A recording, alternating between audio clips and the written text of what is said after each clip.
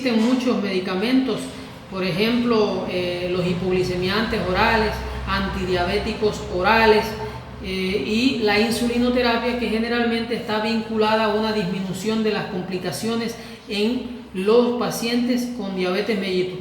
Pacientes que tienen o que utilizan esquemas de insulina tienen menos posibilidades de presentar complicaciones en órganos llanos, tienen un mejor control metabólico, pero como antidiabéticos orales, el primero que vamos a utilizar es la metformina. Metformina, que es un medicamento que viene en presentación de 500, 850 y 1000 miligramos. Podemos utilizar desde 500 hasta 2500 y dosis que se utilizan cada 8 horas. La metformina es un medicamento que no es un hipoglicemiante oral, por eso es un normoglicemiante, por eso son sus beneficios, porque también pudiera prevenir algunos daños a nivel cardiovascular, actúa también sobre el peso. En aquellos pacientes que son diabéticos con hipertensión y obesidad o sobrepeso, es muy buen medicamento. Actúa a nivel hepático inhibiendo un proceso de gluconeogénesis, mediante el cual se produce o se libera glucosa hacia la sangre. Entonces lo que hace es que disminuye la liberación de glucosa a nivel hepático, aumenta la captación de glucosa a nivel periférico por el músculo, porque inhibe un proceso de glucólisis en el organismo. Esto es la metformina, por tanto es el primer medicamento, es una buena alternativa para utilizarlo en el tratamiento de la diabetes mellitus en aquellos pacientes que debutan con una glicemia por debajo de 240 o menos, o quizás de 13.3, pero también tenemos que tener en cuenta que existen otros medicamentos como son las sulfonilureas. Dentro de ellas está glipizide, tolbutamina, la glibenclamida, que la glibenclamida viene en tabletas de 5 miligramos, como dosis mínima se pueden utilizar 2.5 miligramos cada 8 horas. El paciente pudiera utilizar hasta 20 miligramos como dosis máxima, pero existe también la tolbutamina, que viene en tabletas de 500 miligramos. Esta también se pudiera utilizar 3 veces al día. Y existen otros medicamentos. Para poder introducir estos medicamentos en la diabetes mellitus, tenemos que evaluar el control metabólico que presenta el paciente.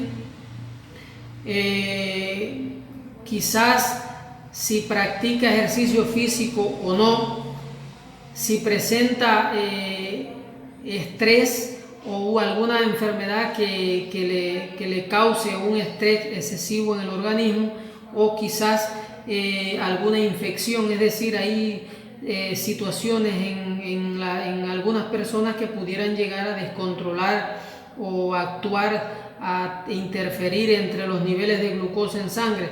En esos pacientes, pues eso tenemos que tener en cuenta a la hora de introducir el tratamiento. También saber que existen esquemas convencionales y esquemas intensivos a la hora de utilizar la insulinoterapia. Está el esquema convencional, que es donde se utilizan 2 dosis de insulina intermedia, NPH, que se utiliza en la mañana y en la noche, entre 9 y 11 de la noche. Estas se calculan 2/3 de la dosis total en la mañana y 1/3 de la dosis total en la noche. Una insulina intermedia, cuando hablamos de insulina intermedia de NPH, es porque tiene un inicio de acción entre 1 y 3 horas, alcanza su pico máximo entre 6 y 8 horas y va a permanecer en sangre de 12 a 16 horas. También vamos, en el caso de que no funcione este esquema convencional, tenemos otro que es el esquema intensivo con insulina.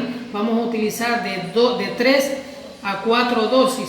Ejemplo, dosis de insulina rápida o ultra rápida, que hay marcas en el mundo más conocidas que son el Lispro y Aspar. Estas vamos a utilizarlas antes de desayuno, almuerzo y comida, con una dosis antes de acostarse de insulina intermedia de NPH. Esta dosis de insulina ultra rápida dice que tiene su efecto a los 15 minutos, alcanza su pico máximo a la hora y puede llegar a permanecer en sangre de 3 a 4 horas. Es decir, que se combinan estos dos esquemas en aquellos pacientes en que durante mucho tiempo ya se le ha introducido el medicamento por vía oral, combinaciones de dos medicamentos por vía oral, combinamos la metformina quizás con otro antidiabético oral, no tiene efecto, quizás utilizamos la insulina con NPH intermedia con un medicamento antidiabético oral, no tiene efecto, pues ahí podemos utilizar la terapia convencional más la terapia intensiva con insulina y esto pudiera controlar. Este es uno de los esquemas de insulinoterapia en aquellos pacientes que diagnosticamos que tienen diabetes mellitus, y en el debut vamos a ver en el estudio que realizamos que tiene la diabetes la cifra mayor de 13.3 o 240, que aquí vamos a tener en cuenta que puede ser un paciente que esté asintomático, no tenga cetoacidosis, no tenga cetosis y un peso normal, o un paciente que esté asintomático, que tenga cetosis y que haya una disminución de peso progresivo.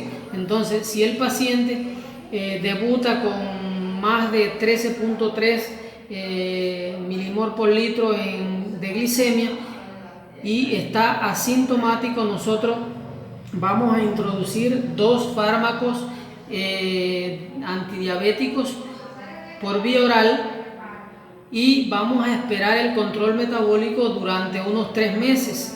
Con el seguimiento, si el paciente durante los primeros 3 meses no se pudo controlar con esos dos fármacos antidiabéticos orales, ¿qué vamos a hacer? Y aún presenta un descontrol metabólico con pérdida de peso progresivo, nosotros vamos a introducir la terapia con insulina NPH, que es la terapia convencional con insulina NPH más el antidiabético por vía oral. Esperamos 3 meses a ver el control metabólico, pero si aún así el paciente en 3 meses sigue con descontrol metabólico, con pérdida progresiva de peso, nosotros vamos a introducir en este caso las terapias convencionales de insulina NPH, 2 dosis, pero podemos utilizar también los esquemas de tanto el análogo como las ultra lentas, que pudieran llegar, no alcanza, no tiene su pico máximo y pudieran permanecer hasta 24 horas